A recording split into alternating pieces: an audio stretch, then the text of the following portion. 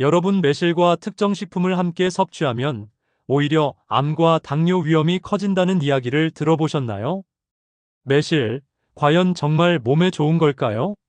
수천 년 동안 전해 내려온 자연의 선물, 매실은 그 효능으로 인해 오랜 시간 동안 건강식품으로 자리매김해 왔습니다.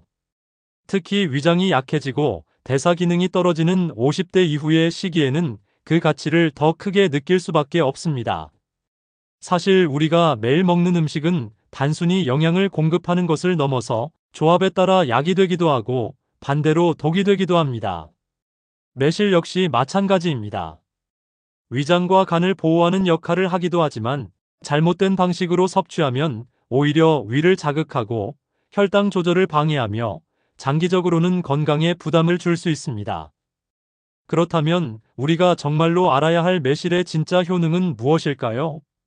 또 어떤 식품과 함께 먹어야 좋은 결과를 기대할 수 있으며 어떤 조합은 반드시 피해야 할까요? 오늘 이 영상에서 여러분의 궁금증을 모두 풀어드리겠습니다. 아직 구독 안 하신 분들 계실까요? 아래 구독과 좋아요를 먼저 꾹 눌러주세요. 주변의 소중한 분들께 공유도 해주시고 건강 채널 TV도 많이 소개 부탁드립니다. 먼저 매실의 놀라운 효능부터 말씀드리겠습니다. 매실은 자연이 준 천연 소화제로 불릴 만큼 위장에 이로운 작용을 합니다. 나이가 들수록 소화 효소의 분비가 줄고 위장 운동이 느려지면서 식사 후 불편함을 느끼는 분들이 많아지는데 매실에 들어있는 유기산은 위액 분비를 도와 소화력을 높여줍니다. 특히 경희대학교에서 발표한 연구에 따르면 매실은 위 점막을 보호하는 데 효과가 있어 위염이나 위장 질환이 있는 분들에게도 도움이 될 수 있다고 합니다. 식사 후 더부룩함이 지속된다면 설탕이 적게 들어간 매실청 한 스푼을 따뜻한 물에 타서 마셔보시는 것도 좋은 방법입니다. 또한 매실은 피로 회복에도 뛰어난 효과가 있습니다. 중년 이후부터는 에너지가 쉽게 고갈되고 조금만 움직여도 금방 지치게 되는데 그 원인 중 하나는 젖산이라는 피로 물질의 축적입니다. 매실의 풍부한 구연산은 바로 이 젖산을 분해하여 피로를 줄여주는 역할을 합니다. 그래서 여름철 입맛 없고 기운이 빠질 때 매실 음료를 한 잔 마시면 개운함이 밀려오며 활력이 되살아나는 듯한 기분을 느끼게 되는 것이죠. 일본에서는 매실을 활력의 과일로 부를 만큼 그 효과를 높이 평가하고 있습니다. 면역력 역시 매실이 중요한 역할을 할 수 있는 부분입니다. 감기나 바이러스 질환에 잘 걸리게 되는 것은 면역 체계가 약해졌기 때문입니다. 매실은 장 건강을 돕는 유기산이 풍부한데 이는 장내 유해균을 억제하고 유익균을 활성화시켜 면역력 개선에 큰 도움을 줍니다. 장이 튼튼해야 몸도 건강하다는 말, 괜한 이야기가 아닙니다. 특히 장염이나 변비, 계절성 식중독 등에도 매실이 예방적 역할을 해줄 수 있으니 꾸준히 섭취하는 습관을 들이는 것이 좋습니다.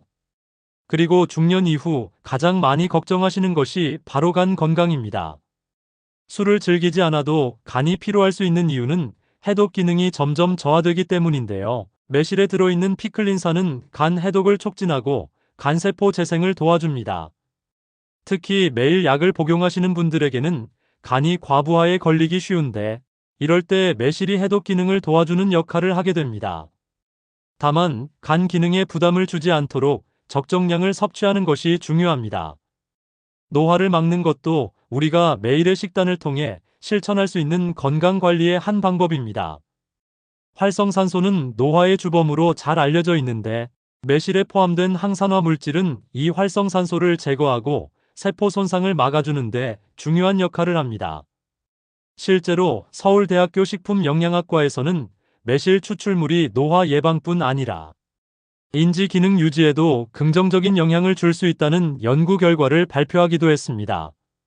하지만 아무리 좋은 매실이라도 잘못 섭취하면 오히려 건강을 해칠 수 있다는 점 반드시 기억하셔야 합니다.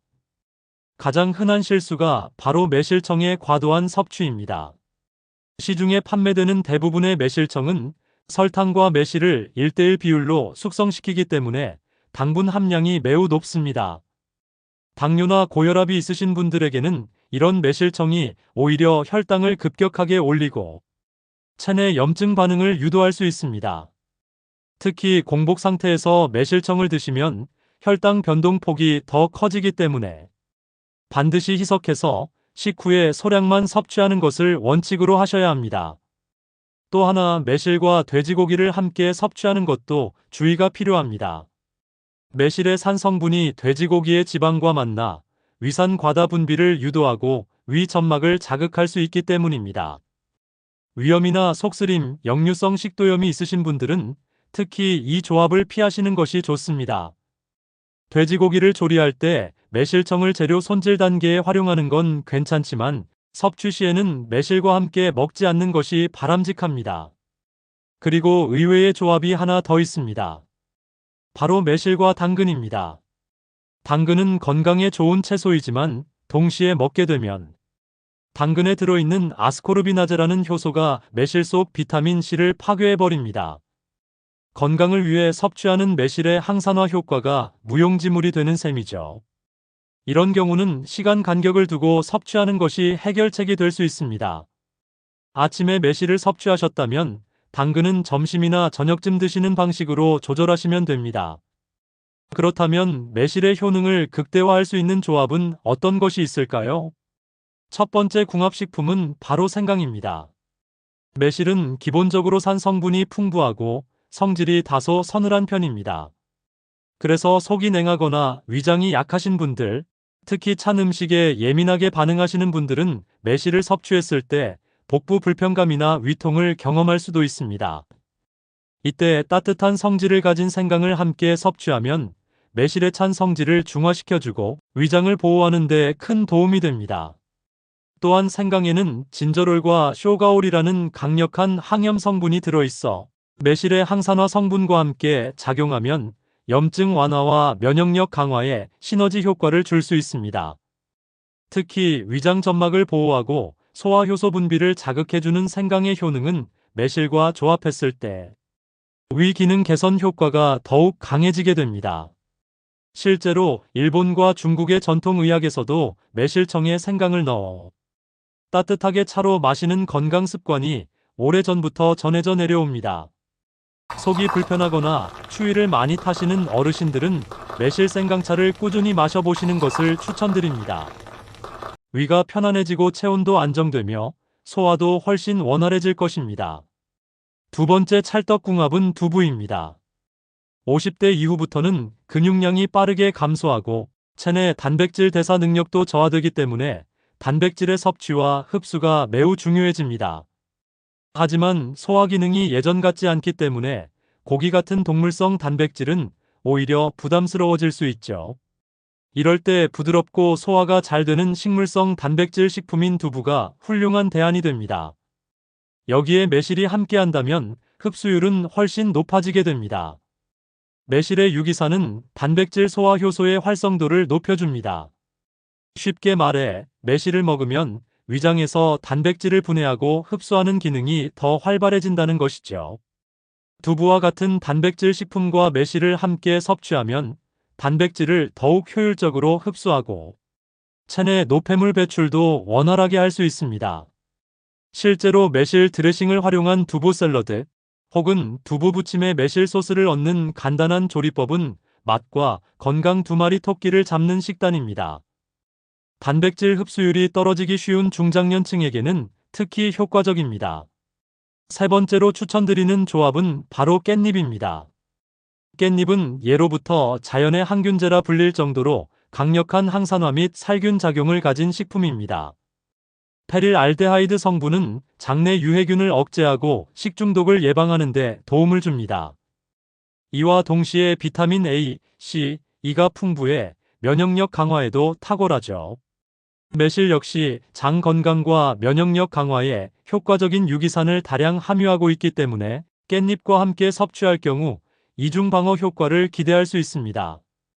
특히 여름철 장 건강이 취약해지기 쉬운 시기에는 이 두 식품의 조합이 매우 유익합니다.